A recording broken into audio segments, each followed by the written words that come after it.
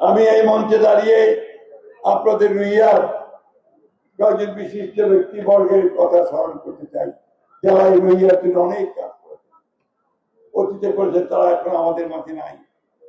আমি প্রথমে স্মরণ করতে চাই আপনাদের পুরানো মানুষ যারা, তারা অনেকেই মনে আছে আপনাদের একজন চেয়ারম্যান ছিলেন, যার নাম ছিল রাঙ্গা চেয়ারম্যান আব্দুল্লাহ কাদের বক্স। আপনাদের মনে আছে সেইটার কথা, রাঙ্গা চেয়ারম্যান বলতেন আপনারা, তাই না?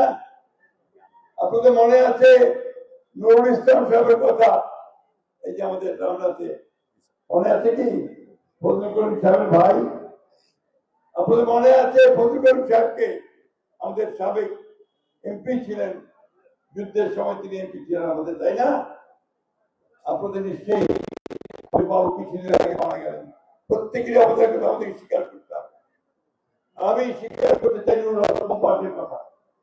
আর সবচেয়ে বেশি অভাব এই মুহূর্তে আমি যার কথা মনে করছি, যাকে এই মুহূর্তে আমি সবচেয়ে খুশি হতাম যে আমার পাশে পেতাম, আমাদের তৈমুর রহমান সাহেবকে। তিনি ছিলেন আমার সবচেয়ে কাছের মানুষ।